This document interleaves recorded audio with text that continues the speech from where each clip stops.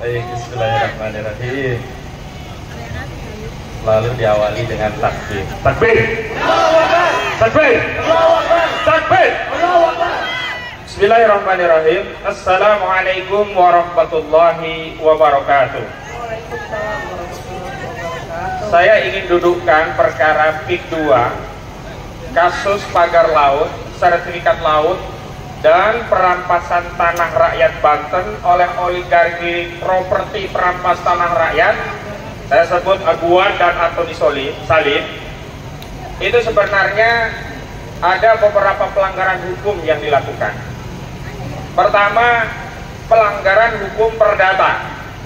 Dalam aspek perdata, kami sudah melakukan gugatan perbuatan melawan hukum terhadap Antoni Salim, Aguan, bahkan termasuk Jokowi dan Airlangga Hartarto, Surtawijaya, Mas Kota, ke Pengadilan Negeri Jakarta Pusat. Apa perbuatan melawan hukumnya? Banyak, ada 8 poin perbuatan melawan hukum yang kami gugat di Pengadilan Negeri Jakarta Pusat. Yang kedua, aspek ketatanegaraan. Ini sebenarnya tugas dari Presiden Prabowo Subianto. Semestinya Presiden selaku badan atau pejabat tata usaha negara tertinggi yang membawai badan atau pejabat TUN yang ada di bawahnya harus segera mengambil keputusan. Yang pertama, mencabut status PSN PIK 2 karena bermasalah sekali. Yang kedua, segera melakukan moratorium penghentian proyek PSN PIK 2 baik di wilayah PSN-nya maupun di luar wilayah PSN yang nyaru menggunakan dalih PSN untuk merampas tanah rakyat dengan dalih ini proyek negara. Padahal ini bukan proyek negara, tapi proyeknya Aguan, proyeknya Antoni Salim. Yang ketiga adalah aspek pidana. Aspek pidana ini ada beberapa. Pertama, tipidum, tindak pidana umum. Yang kedua, tipidsus, tindak pidana khusus. Saya awali dari tindak pidana umum. Hari ini Lurah Kohot, Arsip, Sekdesnya, juga 2 orang yang menerima kuasa itu sudah ditetapkan tersangka dan ditahan oleh Bareskrim Mabes Polri dalam perkara tindak pidana umumnya. Apa tindak pidana umumnya? Jadi kasus pemalsuan dokumen atau memasukkan keterangan palsu dalam akta otentik sebagaimana diatur dalam pasal 263, 266 junto pasal 55 dan 56 KUHP. Tapi kita mau bicara bukan hanya sertifikat laut, tapi juga ada kejahatan pagar laut. Sampai hari ini polisi masih takut untuk nangkap yang bikin pagar laut. Yang bikin sertifikat laut sudah ditangkap oleh polisi. Yang bikin pagar laut ya 30,16 km sampai hari ini tidak pernah disenggol oleh polisi. Padahal sudah masuk data ke Bareskrim Mabes Polri, laporan dari LBH Muhammadiyah, nama-nama Mandor Mehmet, pelaksana proyek pagar laut, atau yang kedua Encun alias Gurjali yang mendanai pagar laut. Yang ketiga Ali Hanaf Yahlijaya, monster mafia tanah terkenal kali ini, yang memang banyak jenderal-jenderal baik di TNI Polri dikendalikan oleh makhluk satu ini.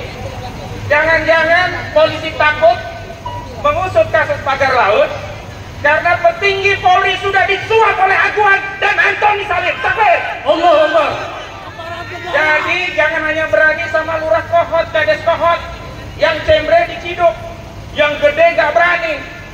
Harusnya kalau konstruksi hukumnya sertifikat laut yang ada di dasar laut saja sudah diungkap, pagar laut yang mencokrok yang 30,16 km yang sudah mengorbankan TNI AL untuk mencabutnya, kok nggak ada satupun yang ditersangkakan Pak Polisi?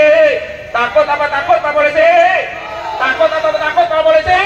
Kalau takut saya ajak yuk kita berani. Kenapa? Karena republik ini Pak Polisi, negara ini hakikatnya bukan diwariskan oleh bapak pendiri bangsa kita, tapi kita mendapat amanah dari generasi setelahnya, anak cucu kita, agar apa? Ada negara yang namanya NKRI sampai kepada generasi anak cucu kita. Jangan sampai hari ini NKRI sampai ke anak cucu kita sudah menjadi NKRA, Negara Kesatuan Republik Aguan, Negara Kesatuan Republik Antoni Salim. Kenapa? Karena kedaulatan tanah laut kita sudah dikendalikan oleh oligarki Aguan dan Antoni Salim. Takbir! Jadi saya ajak Pak Polisi berani untuk memperjuangkan kedaulatan negara kita dan masa depan anak cucu kita, yang di sana ada putra-putra kita yang kelak akan menjadi polisi. Takbir! Ada putra-putra kita yang kelak akan menjadi tentara. Takbir! Ada putra-putra kita yang kelak akan menjadi pejabat-pejabat. Takbir!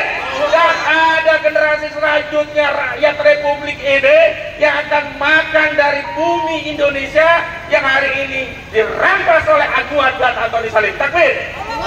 Selanjutnya, karena ini di depan KPK, sebenarnya ada dua tindak pidana khusus. Satu, tindak pidana lingkungan terkait pagar laut. Pagar laut itu harusnya bisa disidik dengan pasal 98 Undang-Undang Nomor 32 Tahun 2009. Ancaman pidananya minimum 3 tahun, maksimum 10 tahun. Dendanya minimum 3 miliar sampai maksimum 10 miliar. Ini sanksinya kumulatif. Bukan hanya pidana penjara, tapi penjara dan denda 3 tahun sampai 10 tahun, 3 miliar sampai 10 miliar. Kenapa KKP hanya ngurusin denda 18 juta per kilometer? Kemana KKP?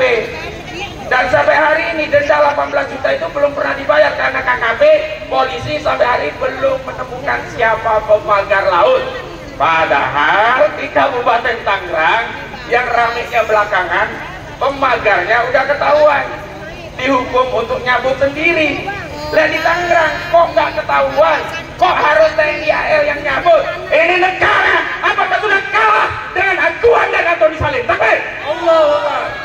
Tindak pidana khusus yang kedua adalah tindak pidana korupsi. Mohon maaf, jaksa udah nyerah. Jaksa Agung menyatakan mundur melawan korupsi Aguan dan Antoni Salim, termasuk Aguan dan Airlangga, termasuk Jokowi dalam kasus pagar laut. Kenapa? Katanya kejaksaan sudah punya moratorium dengan KPK dan Polri. Kalau ada perkara yang beririsan, mereka mundur dan menyerahkan kepada Barreskrim. Pertanyaannya, yang ditangani Barreskrim itu oleh Direktur Tindak Pidana Umum, nggak ngaruh dengan tindak pidana khusus. Semestinya Barreskrim ya menindaklanjuti 263, 266 pasal 555 KUHP jalan. Kejaksaan Agung tetap jalan dengan pasal tipikor. Oh, dalilnya kan kalau nanti ada suap gratifikasi bisa melalui pengembangan tindak pidana umum. Enggak benar juga. Kenapa? Karena dugaan pidananya bukan pasal 12B Undang-Undang Tipikor 3199, tapi ada dugaan tindak pidana penyalahgunaan wewenang atau perbuatan melawan hukum yang merugikan keuangan negara, menguntungkan diri sendiri, orang lain, atau korporasinya Aguan dan Antoni Salim. Takbir! Jadi ada pasal 2, pasal 3 yang dilanggar. Kerugiannya di mana? Laut itu milik kita yang ngelola negara. Mau diambil Aguan dan Antoni Salim, ini rugi atau untung? Rugi atau rugi? Siapa yang bisa mendefinisikan laut kita diambil korporasi itu sebagai keuntungan negara? Gampang, tinggal diaudit. Oh ya, dikit lagi. Yang kedua, yang ketiga, tipikornya itu bisa pada penyalahgunaan wewenang. Apa? Jokowi menyalahgunakan menerbitkan PSN yang menyebabkan hutan negara 1.500 hektar dikasih cuma-cuma kepada Aguan.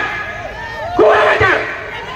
Jokowi kurang ajar, korupsi, menyalahgunakan wewenang. Maka kita rugi 1.500 hektar hutan yang dikuasai negara, hutan lindung mau dirubah menjadi hutan untuk kebutuhan proyeknya PIK 2 milik Aguan. Rugi apa rugi nih? Jadi sekali lagi, kalau Kejagung udah mundur, saya harapkan KPK berani jujur, itu hebat. Ya gimana berani jujur itu? Atau kalau KPK juga tidak menyentuh kasus Aguan dan Antoni Salim, maka KPK sama juga dengan Kejagung.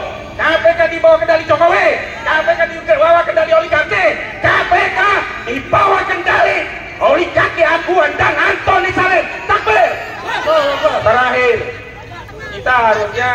negara yang bisa memikirkan nasib kita. Representasi negara adalah presiden.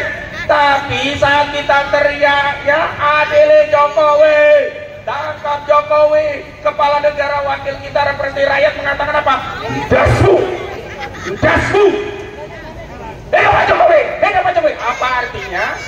Kita sekarang yakin tidak bisa berharap pada negara, karena itu saya himbau seluruh rakyat untuk bersatu melawan kezaliman Aguan dan Antoni Salim. Takbir. Seluruh rakyat bersatu melawan kezaliman Jokowi dan Erlangga Hartarto. Takbir. Seluruh rakyat bersatu untuk menggulung kezaliman demi menyelamatkan Indonesia dan generasi kita selanjutnya. Takbir. Wassalamualaikum warahmatullahi wabarakatuh. Ya.